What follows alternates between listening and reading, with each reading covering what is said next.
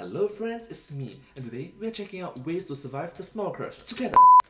Earlier this year, Smile introduced the world to a curse that seems unbeatable. A demon that passes on through trauma and can create hallucinations that are so real, you begin to question literally everything around you. So what do you do when your senses start to be used as weapons against you? You turn to this episode. That's what I have a solution. Here's how you beat the unbeatable demon of Smile.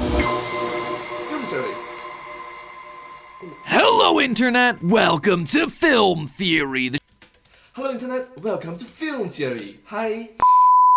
Show that knows exactly how to turn that frown upside down. How? By clicking the subscribe button. See, doesn't it make you feel a little bit better? Well, at the very least, it made me feel better. Today we're talking about Smile, the 2022 horror film that was an absolutely massive hit. Critics loved it, audiences loved it, and the accountants really loved it. You know, because it made $216 million off a $17 million budget. Not too shabby. One reason for that massive success, the curse that drives the action forward is unbeatable. You see, So it's a pretty recent movie. the story follows Dr. Rose Cotter, a Hi, Dr. Rose. psychiatrist who's traumatized after witnessing one of her patients slice off her face while wearing a big old creepy grin. That alone would be horrible enough, but things get way worse once Rose starts seeing people with that same creepy smile all around her.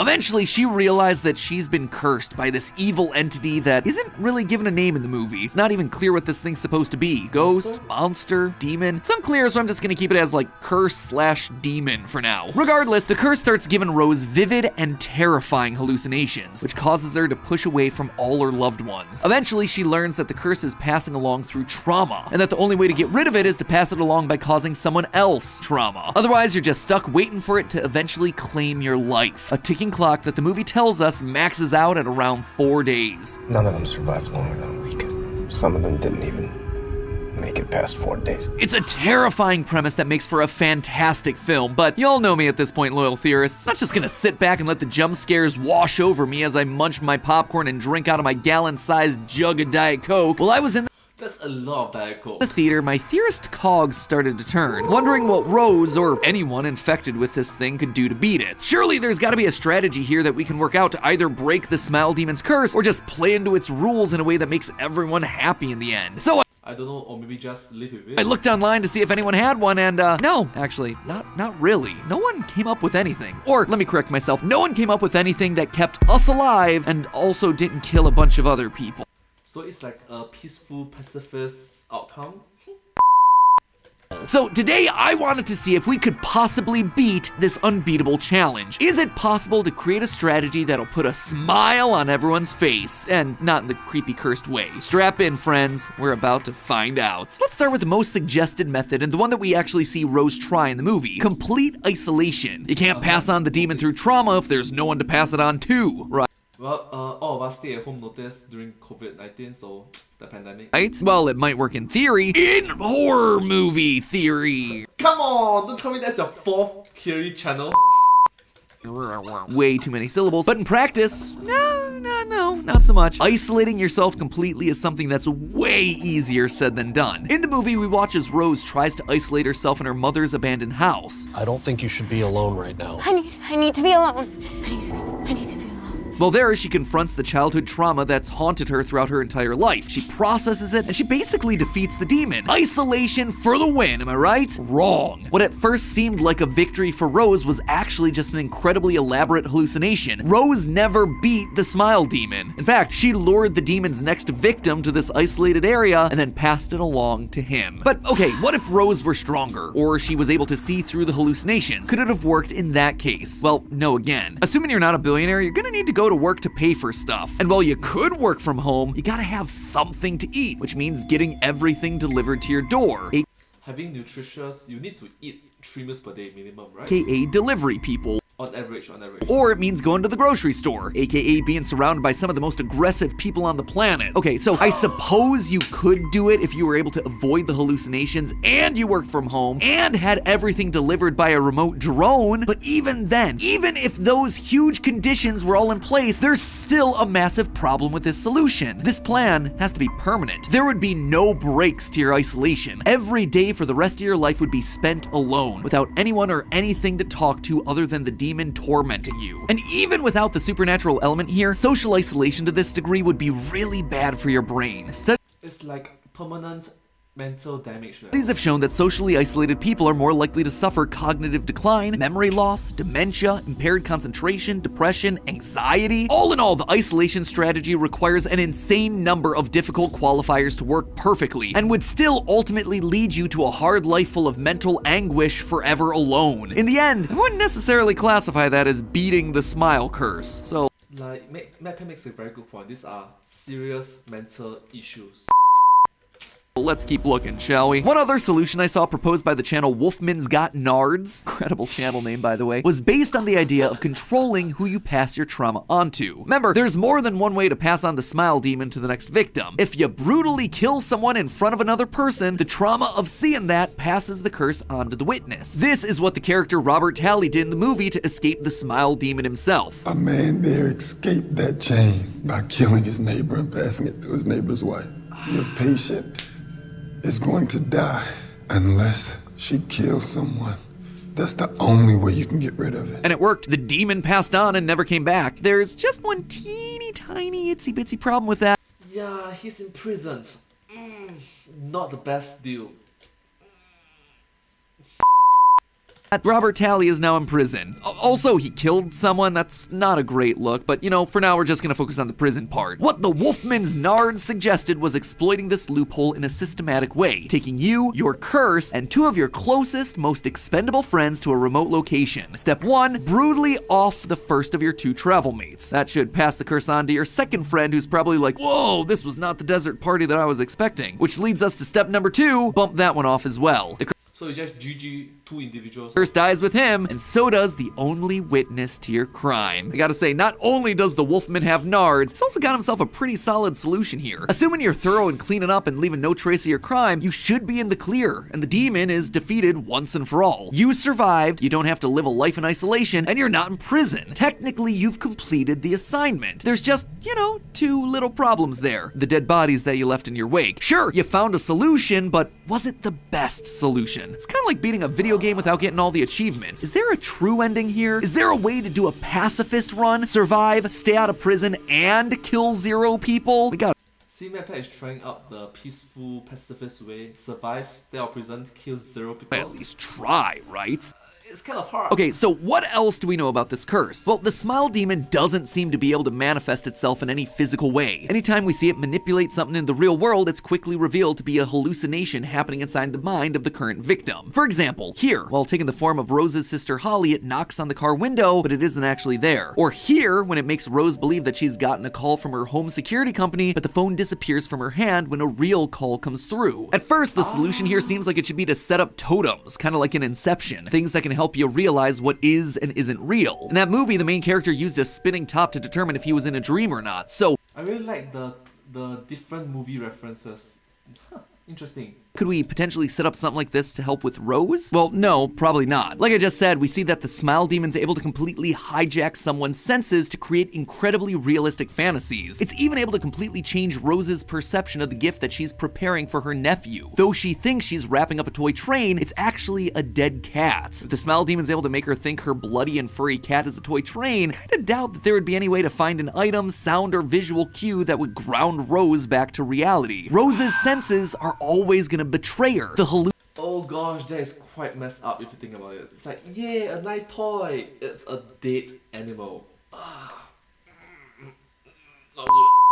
hallucinations are just too strong. So what if we could just remove the hallucinations? That then would largely remove the curse's power, as its only mode of attack is by mentally breaking you down. Like, Is it possible? Like I said before, it doesn't have physical power, it only has mental power. There's just one problem. Hallucinations are incredibly complex and still poorly understood by science. The current working theory is that they're based on the brain failing to properly select which stimuli to focus on and which to ignore.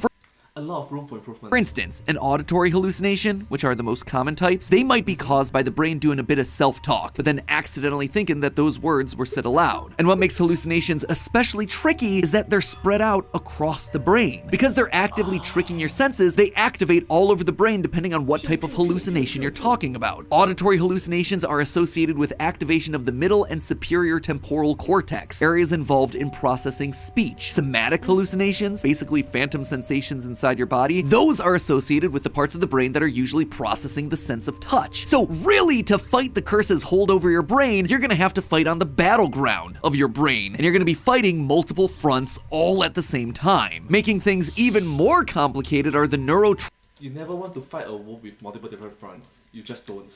Ask Napoleon, ask Hitler. transmitters involved. At this point, I'm sure you know that neurotransmitters are the chemical messengers in the brain that allow nerve impulses to travel between cells, right? The one you always hear about is dopamine. That's the reward chemical. You do something good or rewarding and your brain suddenly gets flooded with dopamine as a big old pat on the back, or pat on the cerebellum. Hallucinations in your brain, though, they're not as simple as that one-to-one relationship. Researchers believe that they involve no less than 5 separate neurotransmitters, and it's not like the levels are too high or too low. They require levels to neither be too high nor too low. Perfectly balanced. Striking a tricky balance. So knowing all of this, is there a way to fight off the hallucinations in a healthy, responsible way? Yes. If you look at Yes. Rose's symptoms after she gets infected by the curse, her condition is shockingly similar to the psychotic disorder of schizophrenia, which is characterized first and foremost by hallucinations. In fact, according to the Diagnostic and Statistical Manual of Mental Disorders, or DSM for short, persistent supernatural hallucinations coupled with a significant disturbance in work performance and interpersonal functioning are some of the top criteria for diagnosing someone with schizophrenia. And Rose in the movie is basically speed running her way to that very diagnosis. Fortunately, this means that help may be out there to treat the symptoms that she's experiencing. Antipsychotic medications like clozapine are specifically prescribed to relieve hallucinations for people suffering from schizophrenia. They can help calm down and clear confusion in a person with acute psychosis within a matter of days or even hours. Exactly the sort of treatment time that we need for a fast-acting hallucination-based curse. Now that is a huge win. We're getting the treatment we need to silence the mechanisms that the curse is using to attack us. But pharmacological solutions aren't going to be enough here, whether you're talking about schizophrenia or the smile curse. You see, individuals suffering from extreme hallucinations tend to be less likely to take their medication. This happens for multiple reasons. They may deny their illness, they may have paranoia about the medication, they might not think they need it anymore. And the numbers here are telling. Depending on the report you read, anywhere between 37% and 74% of patients will stop their medication prematurely. And Oh my gosh, the range is huge.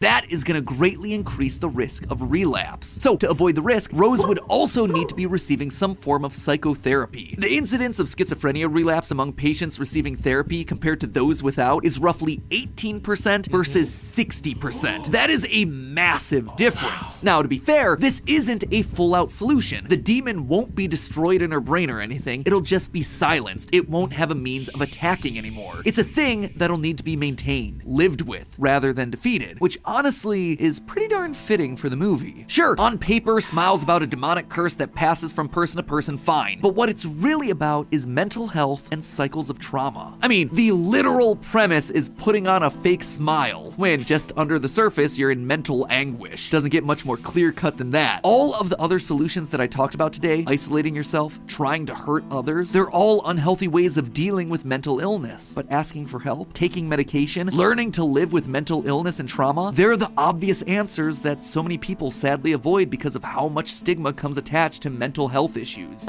Matt makes a very good point. Seek proper, appropriate, healthy means of therapy. It helps. Thank you.